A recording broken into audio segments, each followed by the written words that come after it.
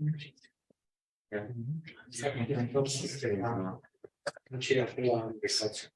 can change it with there. All right, so let's get started. Good afternoon, everyone, and welcome to today's event, which is a book talk by our esteemed colleague and my friend Kambaiz Rafi. My name is Omar Sadr, and I am a senior research scholar at the Center for Governance and Markets. It's an honor and privilege for CGM to welcome you to speak on your book. And let me quickly, first of all, introduce shortly Kambaiz Rafi. He's a postdoctoral fellow under the Economic and Social Research Council program of the UK Research and Innovation, hosted at SOAS University of London. He finished his doctoral at the UCL, University College London, in development policy, where he also worked as a postgraduate teaching assistant. Today's event is derived and builds on his PhD research on manufacturing activities in Afghanistan that he completed at UCL in mid-2021.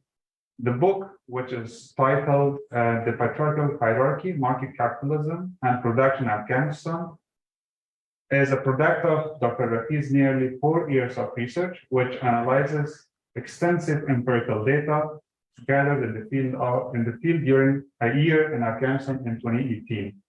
The book's theoretical contribution takes aim at methodological innovation of market-led economic policies. This approach in economic development has been advanced by international financial institutions since 1970s and 80s, and was implemented in Afghanistan as a part of a state institution. The book draws on debates in institutionalist political economy and economic sociology, mainly concepts developed by Pierre Bourdieu, but importantly deals with critically with epistemological issues on how individual economic interest is theorized in contemporary economics, with implications that are seen in practice. The book's empirical component focuses on manufacturing activities as one area of investment, examining individual innovation or to invest in an environment marred by insecurity. It is of great importance to political economy of development to learn the implications of a market-oriented non-intervention policies for international financial and human resources for manufacturing sector in a country which arguably witnessed a flow of unprecedented international financial and human resources amongst least developed economies in recent history of such outside assistance. Without further ado, I will hand over now to Dr. Kambaiz Rafi. I think you will have 20 minutes or more, probably 25 minutes. And then after your talk, we will open the floor for Q&A. Thank you very much. Should work from here. Yes. Thank you for the introduction, Dr. Sadr, and for inviting me to. Can everyone hear me? And thanks for the introduction, the kind introduction, Dr. Sadr, and I'm glad to be here in Pittsburgh and talk about my research. As Dr. Sadr said, I completed this work in 2001. And shortly after, I tried to edited the thesis into a book. It is the product of 4 years of research at the University College London. Well, basically, what I tried to do with my research, which the book derives on, is the research problem that I dealt with was to go to the level of individual decision-making when it comes to manufacturing activities in Afghanistan. Given the fact that it was, for me, coming from an economics and economic development perspective, it was interesting to find out whether the economy of Afghanistan being mainly focused or dominated by the primary sector has witnessed any changes, any structural changes towards other forms of productive activities. It is common in history of the world to see economies such as Afghanistan evolve towards a more larger role for manufacturing activities and move on towards other sectors. Services mainly that has been the trend. So what I wanted to see was within the context of the post-2002 institutional framework, has manufacturing activities happened in any sense? If they have, are they structurally tied to the economy of Afghanistan in a durable sense? And coming from an outsider's perspective, you would think that Afghanistan is not the best place to invest in any sector in the economy, right? It's a hostile place, it's conflict affected, and even less so when it comes to manufacturing activities because it's tethered to the geography of the investment. If it's trade or services, it's more liquid. You can always detach yourself, your capital, move somewhere else, but not so much with manufacturing activities. So if it has happened, the puzzle that I wanted to sort of engage with, why has it happened? Was something that the intellectual puzzle at the back of my head. Why Afghanistan? Well, in many ways, Afghanistan represented a laboratory setting. And this happens quite rarely in history. You had 20 years of consistent war that had ravaged most of the institutions, formal, informal institutions in Afghanistan, and prime market-based economy, and such an extent that was implemented after 2001, was witnessed in probably in customary at the customary level, but to the extent that the private sector would be the main focus of policy in a comprehensive push to transform the Afghan economy, was rarely seen, never seen in the I could claim, and the history of the country as a nation state. From the viewpoint of economic history as well, many of the debates that you might come across in, say, 19th century literature about the economics of, say, Western Europe, you come across those kind of realities in front of you in Afghanistan. It was quite interesting to sort of investigate those type of dynamics right in front of you and contribute to the knowledge of economics. And thirdly, well, I was born in Afghanistan, and I knew the country well, and I brought all these intellectual, how should I say, preoccupations that I had, still have, to bear upon my personal experience. Also, I had a theoretical interest. So economic policy has been defined mainly in the past, say, at least 200 centuries or more since the beginning of political economy. Between the largely, if we see the two extremes of the main poles of the debate, there's a dichotomy between either a concerted bureaucratic intervention in the workings of the economy, or allowing another spontaneous mechanism which came to be called the market, by none other than Karl Marx. So this was a mechanism that was spontaneous, it was self-regulating, it did not require human rational calculation to intervene in its working, in its functioning. So these two dynamics, this dichotomy has existed, and it has become more pronounced in the past 30, 40 years, more so because the interventionist stream of thought has seen a setback. More and more, there's a belief that the market should be provided with the right environment, and that will in turn lead to prosperity for those directly involved in the society at large. The roots of these ideas go back to the early founders of political economy, among them Adam Smith. But how about a situation where the formal setting of the economy, say how it was in Afghanistan? Formally, it says it's market-oriented. It is supposed to be non-interventionist, but at the same time, you would have other social structures that have to be taken into account.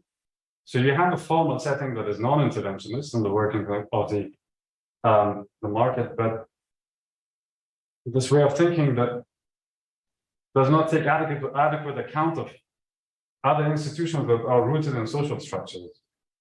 And that is where my theoretical point comes into the picture, which I will explain later. So historical context of Afghanistan post-2001, there was an attack on New York, World Trade Centers on September 11, US-led military intervention in Afghanistan. That's most of us are aware of this term in history. And this entailed a gradual state-building project in Afghanistan that was at first not taken too seriously because, chiefly because the UN envoy to Afghanistan, Dr Rafi, advocated for a light footprint approach. This was also something that the George Bush administration wanted, something really quick and clean, and then pulling out of Afghanistan without getting involved in nation building or state building. But this gradually changed especially after the Iraq War by late 2003, and it became, but in 4 stages, it transformed into a state building project to build institutions, an army, and the economy of Afghanistan, and basically reformulate Afghanistan into an image of a liberal democracy. There's a multiplicity of actors and different forms of mainly international actors were involved. But later on, the newly built institutions of the Afghan government also came into the picture. With growing capacity, they started taking part in the state building project. At the same time, the other determinant that was quite important for me, at least from a methodical perspective, was the continued instability in Afghanistan, which emerged towards later parts of 2002 even. So the Taliban transformed into an insurgency. Before they were an unrecognized regime, as they are right now, into an insurgency which required other sets of, how should I say, capacities that the developed, and they deployed it to actively undermine this state building project in Afghanistan. So you had, on the one hand, the project that was led by, as part of a deliberate policy, mainly by international financial institutions, the partner countries with the US-led military intervention, and the Afghan government. On the other hand, you had the second determinant of the political economy context, which was the insecurity in the country. So the main economic model that was implemented in Afghanistan was, as you might expect, the non-intervention approach. Fundamental policies from early on in Afghanistan advocated a market-oriented approach to resource allocation in the economy. The state was supposed to be removed from any kind of direct involvement, even at the level of directing that had any bearing on resource allocation. However, it was not the type of sort of laissez-faire capitalism that was mainly part of the reforms in the 1980s as part of the Washington consensus reforms. There was a shift in the 1990s, and there was a shift to institutions within the state, because before it was sort of believed that liberating the market was the main answer to the question that I of the movement. But in the 1990s, the intellectual focus was more on state institutions are required to provide the right environment for markets to function. So this was the sort of the consensus that emerged right before the economic package that was implemented in Afghanistan. So provide the right institutional environment for the private sector, stable constitutional framework that prevents arbitrary intervention of the government in private property and market-based exchange. However, as I mentioned before, if we shift the epistemological lens when we are studying a country like Afghanistan, we witness degrees of intervention that are rooted in institutions that are derived from social structures. Now, for articulating this conceptually, I took aid from the conceptual tools that were developed by a sociologist, Pierre Bourdieu, chiefly the concept of habitus, which basically defines how individuals are sort of inculcated with certain early socialization in them, which overlays dispositions in them, which are subjective, but they're closely tied to objective realities in the environment, which have to do with family environment, with religion, with the economic condition that they grow up in. So this brings to bear a sort of a sociological understanding of human professional choice, right? So you have the sort of the universal understanding of individual as someone who is a profit maximizer, but exists wherever in the world. Here, from this perspective, you introduce sort of a more richer fabric into the constitution of an individual, right? You say that there are other things that are involved when they make this decision. And it's not automatic that you open the market and anywhere in the world, the individuals are sort of adequately equipped with the rationality that's presumed to then invest, produce, and grow the economy as a result.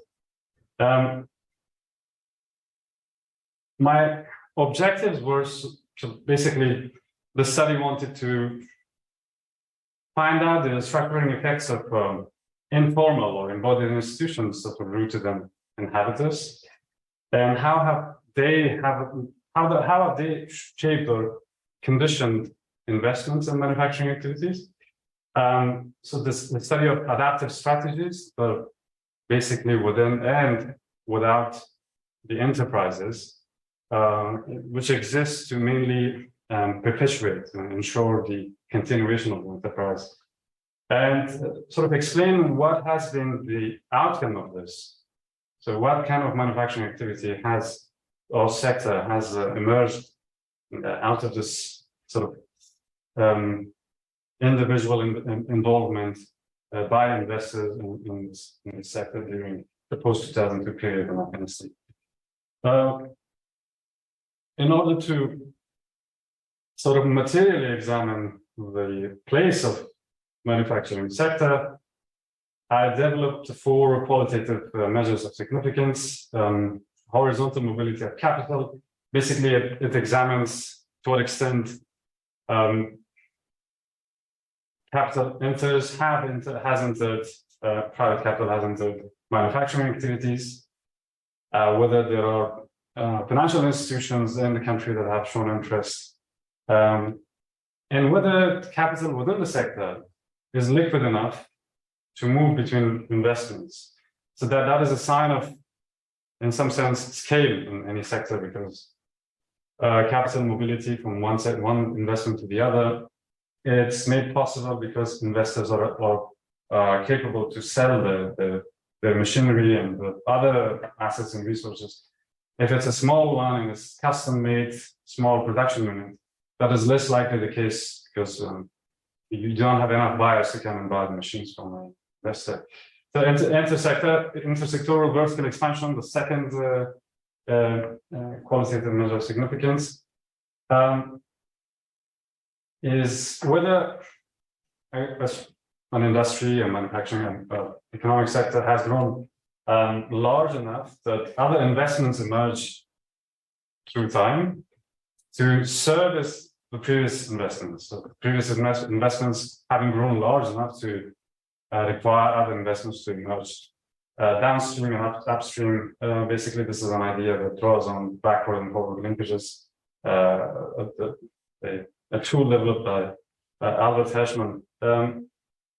Impersonal exchange is another sort of tool, a proxy to examine the sector that I use.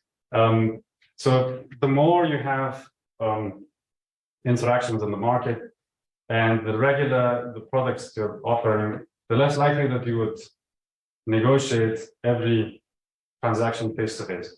It becomes impersonal, and the more and more you have a larger size for what we commonly refer as a market, take a larger role and become more dominant. And bureaucratic governance of structure within the enterprise also refers to the fact that personalized management of the enterprise becomes less the case, and it becomes more differentiated. There are different units that emerge within the unit that take sure of different aspects of the enterprise. I'm not going to go too much into methodology, so I did an inductive, an open-minded data gathering strategy. I went to Kabul. I mainly focused on the industrial park and the western parts of the city. Kabul is quite significant. It still is to some extent. But data, I don't have recent data about the place that it has now in the Afghan economy, but during 2002 to 2018, when I could access data, the share of investments in Kabul was around 54% of the entire country. So it was more than half of the Afghan economy was concentrated in Kabul. So far as business, the registration was concerned. So if you were investing in Kabul, you had to go to the local the registration office. If you invested in Balkh, you had to go there. This is a good proxy to sort of understand the place of a province in the country. Kabul was quite significant. So in that sense, this was important to. My research was focused on Kabul mainly. In terms of sectoral focus, as I mentioned, manufacturing activities is part of my intellectual curiosity as well, but also relevant to the developmental commitment I had as part of my research. As you see, the investments in Afghanistan during that period mainly focused on tertiary sector, on services, but also some manufacturing activities by the private sector. And I have to point out one thing, that most of these investments have happened after 2001. So the data that I could access before 2001, until the year, going back to the year that Afghan government data could go, there were only around 40 to 50 investments by the private sector that had been registered with the government. So after this, there was a flood of investments by the private sector, and you had this newly emerging push towards building this nascent sector in the economy. All the interviews that I gathered came back, I transcribed them, and I uploaded them on this software to do thematic analysis. And the themes basically emerged as I moved on to within the transcription that I had done. And 36 major quotes emerged. All of them I didn't use in the analysis. Only those which were relevant to the questions the problems that I was dealing with. What were your key questions?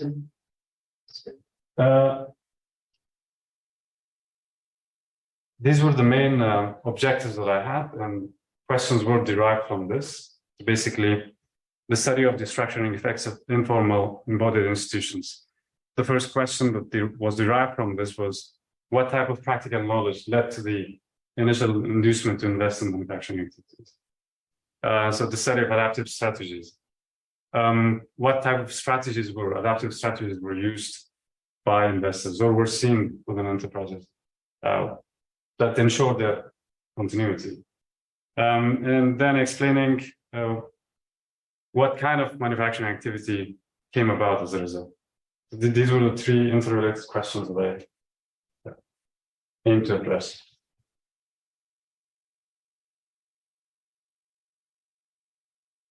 I hope that answered the question.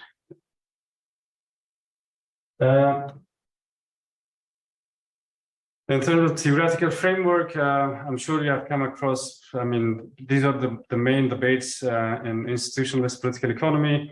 Mostly the focus is on what I've called here explicit formal institutions that in literature we commonly refer to as formal institutions. This aspect and all these remaining parts are considered as or put under the category of informal institutions. What I have basically focused on was this aspect of it, which has been sort of undermined by being put under the larger rubric of informal institutions.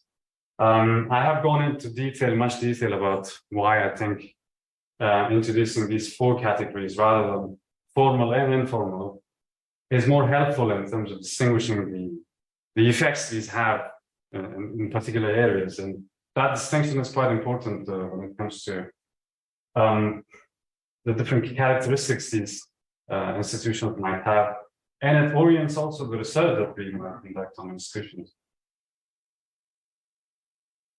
So conditioning structures for individual decisions, I went back to looking into the patterns in the data. So the two dichotomies that I had in mind that I wanted to examine, you have the markets, obviously. Market information is quite self-evident.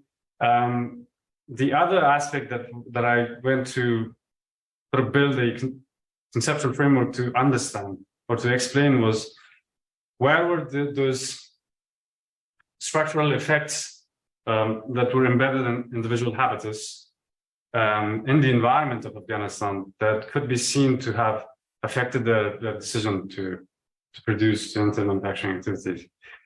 And here, the two main structures in Afghanistan, after, I will not go into detail, you can obviously buy and read the book. It's obviously religion has a prominent role.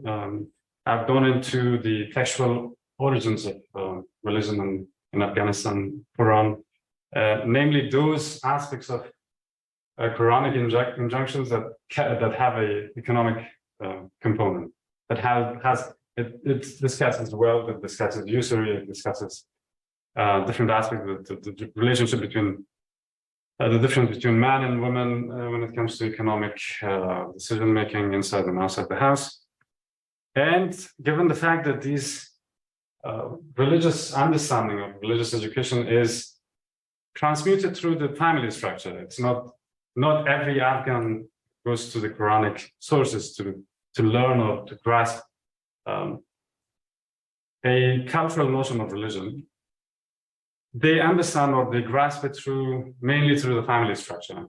So I've used Afghanistan's family structure as the mega structure within which the decision-making patterns in the data could be explained. Why someone has invested in manufacturing activities, right?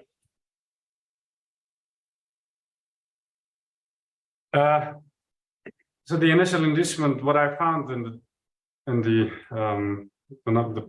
participants, I have to make one thing clear. So here, one investor, for instance, has mentioned three different types of motivations, right?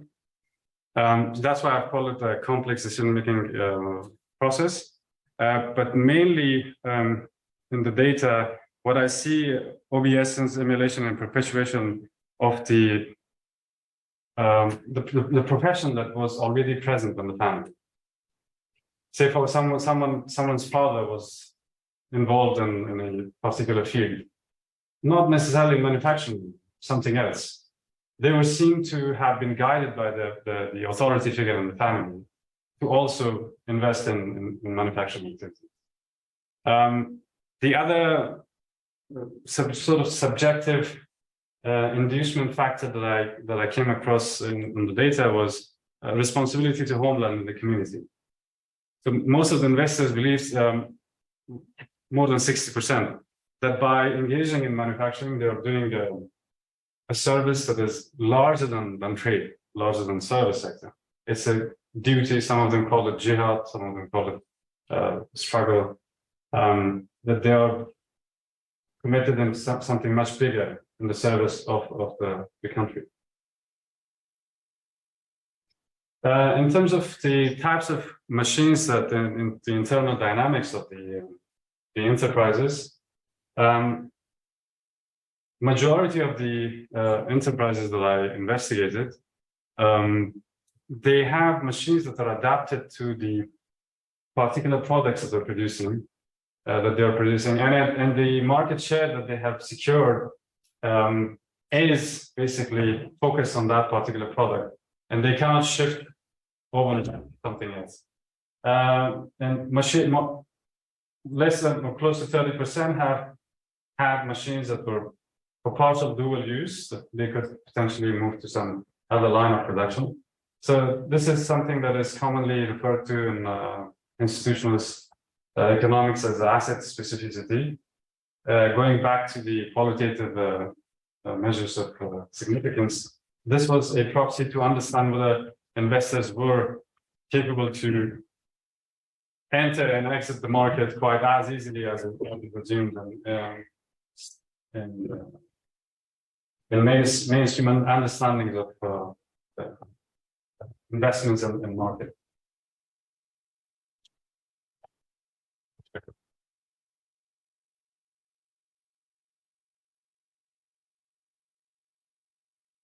This is another interesting aspect that I found among the participants was the sales type. So this, to go back to the theoretical sort of framework that I applied, usually the understanding is that market exchange happens in a sort of spontaneous environment, right? You have something, you go and you find that.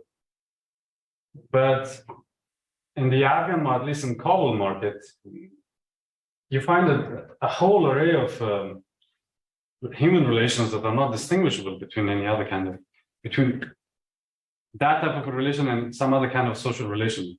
It's based on trust.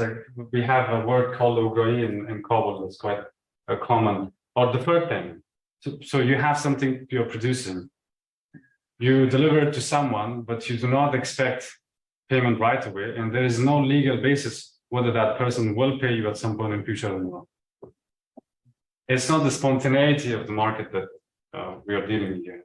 It is much more linked to a sort of a thick fabric that's interwoven between the producer and the buyer. And the majority, close to 80% of them, said that they either rely on ogoi or deferred payment, otherwise they cannot function in the market involved.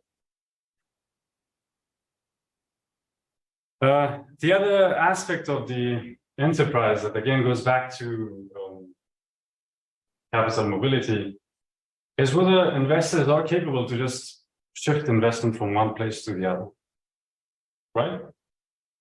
In this case, more than close to 80% of the producers had that investment as part of the life project. In the sense that when I spoke to them, they said, well, despite the fact that I'm not earning much, I have to continue because this is what I've done all my life. Some of them had started the process that had led to the investment since age 9, for instance. They had studied in Iran and they had come to Afghanistan, established something that basically it was not an investment, it was part of their life project. It was, and that was the only investment that they had in front of them. So the social status in Afghanistan is quite important. And here I kept hearing the word that we are industrialists, we are sanatkar. And industrialists and businessmen in Afghanistan is associated to a certain sort of social esteem. It brings with itself a whole package of significance that is not only material, it has a lot of other immaterial significance as well. And the life of the investor is tied to having that production unit active. I mean, it's not the spontaneity of sort of the mainstream understanding of market investment that one can shift their capital from one investment to the other, but it's much more durable. The enterprise has a personal and immaterial significance as well to the investor. The governance, going to the governance, this ties to the governance of enterprises as well. close to 90% of the enterprises that I studied, the person who had invested it, who the investor, the main owner or the authority figure, was directly involved in day-to-day decision making. So they went to the product production site every day. They were the ones who were in charge of the routine decisions, but also regarding decisions that had to do with scale. Say, for instance, buying new machinery, getting rid of labor, all those type of decisions were also under their purview. This added to sort of a physical proximity between the investor and the workers, the production side, and the governance structure was highly personalized. So it was basically a reproduction of the structure within a family structure, which is the main structure that you can find in Afghanistan, which it could replicate. So the authority figure, in this case, was the investor rather than the father or the elder brother. And you had basically, in some aspects, you had the office for the producer that was placed at some distance from where the actual production took place, which can be something similar to how within a household, a kitchen is sort of placed a bit farther away from where the man of the house or the authority figures usually sits. And the deference and the respect that workers have towards the authority figure, it sort of replicates this type of a dynamic between the family members towards the authority figure. And it's not the automatic obedience that the authority figure demands in this case. Is sort of, it does go back to that cultural understanding of the place of the authority figure. And in this case, the emotional tie is not there, the blood tie is not there, and it's replaced by wages, which is much more transient. But nonetheless, the understanding goes to the understanding of control and management comes from a cultural source. And they're not differentiated. There are rarely any enterprise that I investigated had subunits which were generally in control of decision making. And when it came to production modality, again, going back to the notion of markets, they're meant to work as this environment, or this sort of, we have this mental construct when we think of markets, that function based on the transience of the exchange. So for instance, you have a product and you sell it in the market without the expectation that this relationship would last beyond that exchange, right? So that is the understanding we have. But in this case, predominantly, production took place after the producer had some guarantee that buyers will buy. All the base production was the predominant way to produce. It was not basically reliance on some impersonal market for which the producers would produce and expect that demand would be generated on its own. It was guaranteeing before allocating resources that the final product will be purchased. The producers basically followed as the main production modality. We have the relationship with clients. Again, the majority of the producers had a regular pool of clients. They knew their clients. Obviously, there was a core group of clients that they had interaction with. Some of people would come and go, but within that larger pool, they made sure that they had a sustained group that they were regularly in touch with and produced for. This went back to the idea of Ograï, as I mentioned before, deferred payment.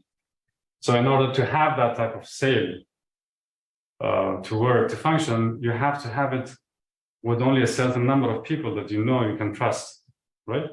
This is not the sort of who pays you larger that you go and sell it to them. It's basically a much more sort of more deeper and more durable relationship between the producer and the buyer that is in evidence in that context. So going back to the four qualitative measures of significance, some horizontal mobility of capital could be witnessed, but intersectoral vertical expansion and personal exchange, bureaucratic governance, and all with respect to all these four proxies, in terms of the material development of the sector and its structural tie to the rest of the economy. The sector has been quite insignificant in the economy of Afghanistan in the post-2001 period, based on what the research I've done. And not only that, but the sort of the cultural reproduction of the structure within the family structure, within manufacturing sector, it has basically reproduced the inequitable hierarchy that's dominant in society within a production, within the economic sector. So materially, it has been insignificant, and in terms of its immaterial outcome, it has sort of perpetuated this unequal hierarchy, patriarchal system that exists within the family, within the production sector. So going back to the title of the book, that is what it refers to. It's basically a methodological or conceptual term that I've used to define the immaterial aspect of manufacturing sector in Paul's economy. That is it, and I look forward for your questions.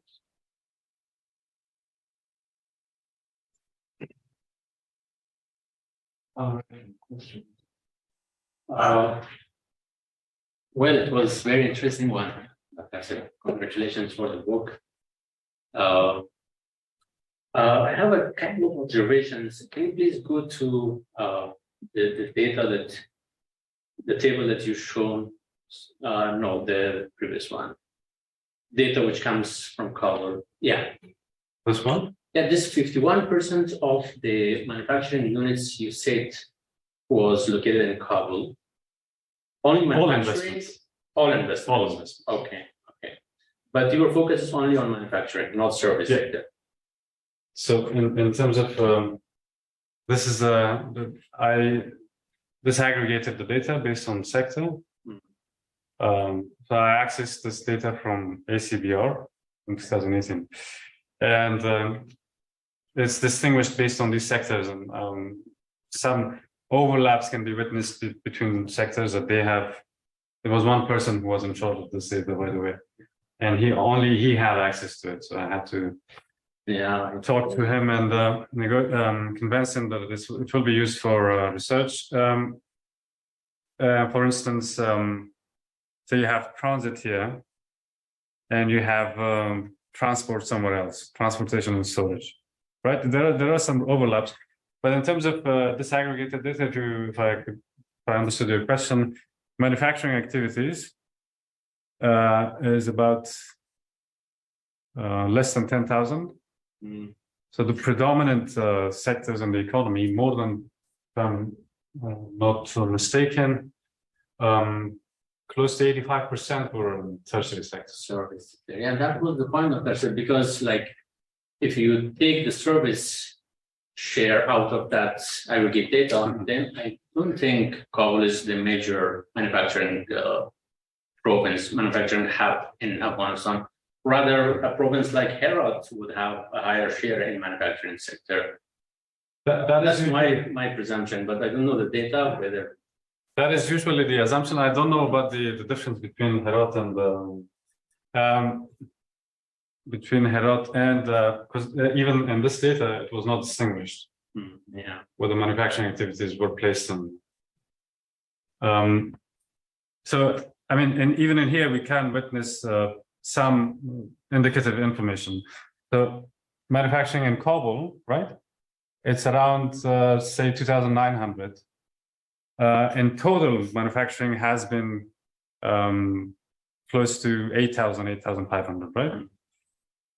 So now that it does occupy an important place in that in that share. At the same time, it should be borne in mind that this is a cumulative data. Say, for instance, most of the investments that have discontinued, it has not been updated. This is a cumulative data, right?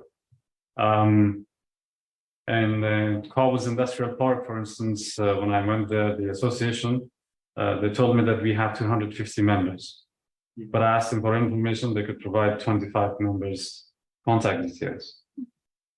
There was another industrial park in the in Baghromi. I don't know which part of Kabul that is, south, I think.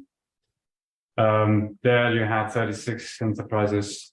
It was a more enclosed industrial park. Out of those 36, around 33 were active. The rest were active and active.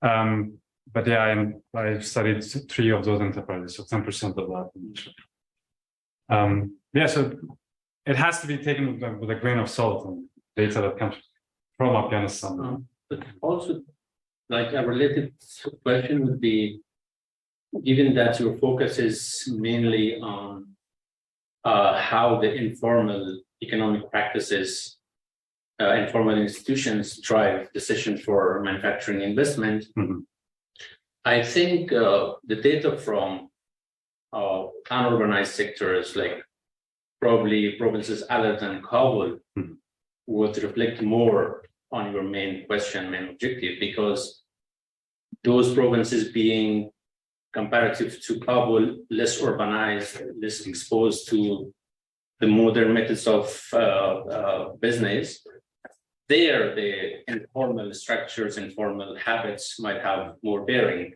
as compared to in Kabul. So that is why if it's already a done project, I think if you would consider an extension in future, I think the periphery would make much sense to be included in such kind of periphery. I mean, at least provinces other than Kabul, major provinces. Yeah, that is actually that's a good point. I mean, this research was mainly focused on Kabul. Obviously, this is an exploratory research because this type of research hasn't been done in Afghanistan. You had mainly policy documents that touched lightly on, quite briefly, on manufacturing activities. It hasn't been mainly the focus of the concerted. People talk about mining in Afghanistan, about other issues, but not much about what is the internal structure of formal economy. You do have discussions about international aid, you have illicit economy and all that, but what kind of activities have taken place, that hasn't been distinguished and investigated thoroughly. So this research was basically to at least bring in this topic into the fore. And given that Kabul has, at least by aggregate data, attracted more than half of the investments in the country by private sector, that was basically the best possible scenario of other scenarios within the country. So I wanted to understand if it has happened here, right? And it hasn't been adequate, it is less likely that what has happened in Herat would be more adequate than it has happened in Kabul, which was basically the central hub of the economy during this period. But even in Kabul, Dr. Rafi, like you mentioned that very interesting practice, Ogari, if I pronounce it well. Ograi. Ograi. Similar to that, like there is Grawi, there is something called Sarkopli. Those are practiced, perhaps not in the industrial sector, but at least in the real estate, those are very much practiced. Yeah. I wonder if, like, in the purchasing and selling of machinery, people would use something like Sarkopli or Grawi. That, so far as I understood from when I showed some of the data, predominantly, so going back to asset specificity, as you say here, the machines that they were using, the producers, they were basically tailor-made. They were not. You could not, for instance, use the same machine that was used to produce doors, iron doors, to produce shoes the next day, or adapt it to something entirely different. More so also because the raw material that was used shaped their market share and the item that they were producing. That spontaneity that's assumed between shifting investment, that couldn't be, that wasn't seen in practice. And buying and selling of the machines was less seen because most of the investors describe the investment as a one-way road. It's interesting that some of them had the knowledge even that production and cobble is quite difficult, and if you invest, you will be bound to the investment. There's no way out. But nonetheless, they went in. Sure. So thinking about deferred payments right there, it's sort of like the way that informal institutions affect people's thinking. So primarily like thinking of religion as an informal institution. Mm-hmm. So like, is deferred payment, to me, that sounds like just sort of a way to get around usury law. So if there's a ban for like debt or what have you, this to me sounds like a sort of religious way to sort of institute this sort of thing. There's no involvement of how should I say? I see what you mean in terms of there is a sort of a trick to circumvent the rules around usury in Islam. Basically sell you this for $100, and next week you sell this to me for $120. And basically, I have charged you or you have charged me $20 without us having a credit agreement, right? Yeah. But there is no such addition of value involved here. So it's just purely like a trust-based system of Purely trust-based system. believe that you pay me back. Yeah. Some of them actually pre-purchased their share in the market. So there's one investor who invested $4 million in this investment, and at the 500,000 to 1 million, they use it to purchase buyers, basically providing them with produce or final products, expecting the other purchases to be done by cash. The first purchase was the producer actually paying the buyers, the population of buyers. So if I have a question, now after explaining this from you have contributed in terms of epistemological notion of how can we rethink that rational individual functioning in a market. But what would be the policy implications of your finding for kind of political economy of development, as you mentioned, in a country which market-led development was imposed to a large extent from outside, and it was, doomed to failure. And as we have it evidently now, the liberal order in the last 20 years failed. So number one, policy implications for such kind of development model, and secondly, what can we understand using your analysis with respect to liberalism in general in a context like Afghanistan? Well, in terms of policy implications, the institutionalist tools that I've used in the research, there can be some way a modified version of that, or the exact ones can be applied to other cases where you have a context similar to Afghanistan. Generalization and has had a lot of negative outcomes in the past, and I personally do not wish to contribute towards that. We have to be quite careful about the context where we are dealing with. So if we are approaching a country like Afghanistan, we do not have access to empirical research, to base policy based on empirical data. We could at least have some imagination, some pre-guessing about the cultural context of the society we are dealing with. Say, for instance, if a society is basically defined by family structure, by religion, by informal institutions, especially the ones tied to social structures, would it mean to then come with an imagination that opening the markets would be the right answer for economic development? Not so much. I mean, based on what my research shows. Wherever the range of practices that habitus permits, if it is conducive to, say, promoting manufacturing activities, then there probably open markets policy might work, might function. But where practical information of manufacturing is scarce, which was in Afghanistan, then applying a sort of quite optimistic market policy may not lead to the outcome we're hoping for. So that means that you do not take the case a bit forward to suggest, so what shall we do? Let's say the next phase of such kind of development that may happen in post-Taliban Afghanistan.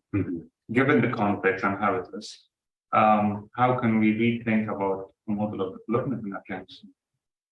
That can be part of a separate research.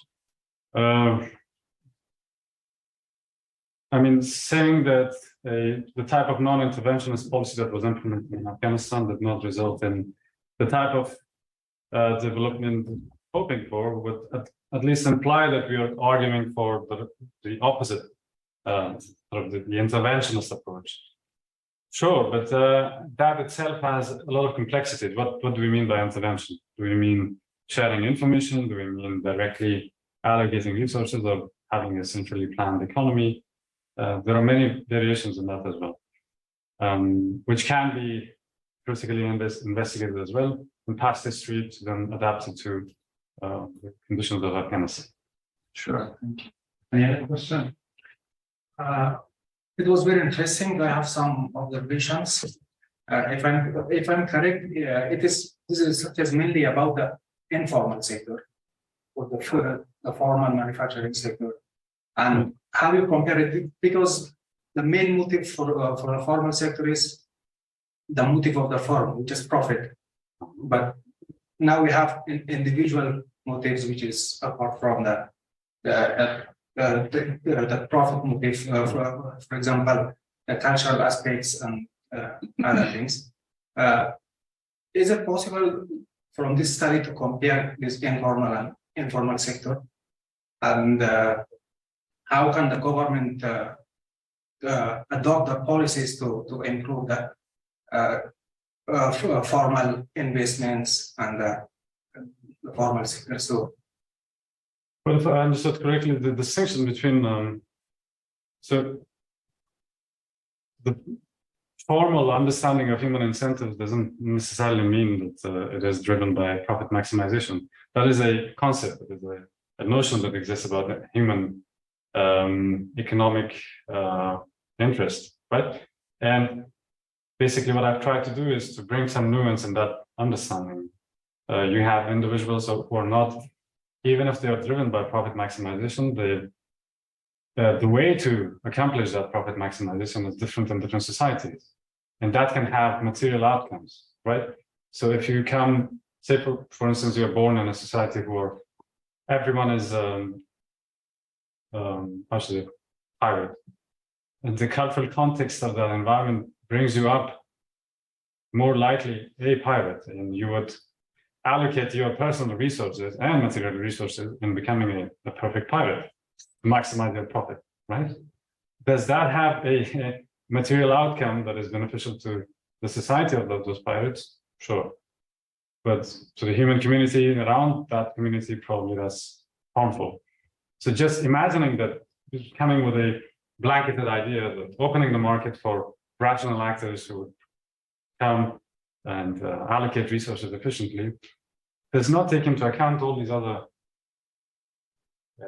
culturally specific sort of fabric of society that comes to bear on that decision.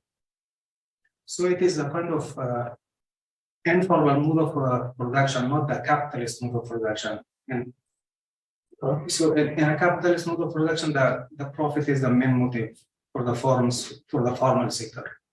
But you are looking at like in a more traditional mode of production. But I don't think that distinction stands.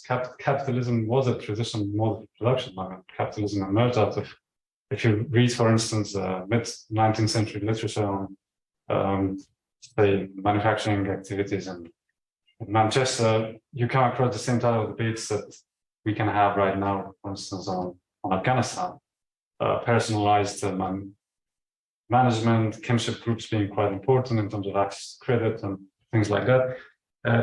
This notion of capitalism being formal and other things being informal, it's sort of it's a false distinction, actually. This distinction shouldn't exist. If I could understood your question correctly. I don't know why you're saying profit maximization is the formal way to approach economy. So in a capitalist system, so that is the main motive, the profit. If something is not profitable, I will not invest in that. So that is the main motive. Anywhere that is the main motive. Yeah. Anywhere, any human economic activity is interested by sustaining a human being's life. Capitalist or not. We call it capitalist because someone in 19th century Western Europe called it capitalism. All right. But anywhere in society, non-capitalist or capitalist, you invest and you engage in economic activities in order to gain a livelihood, right? Yeah. But the profit maximization is not the main motive. Right?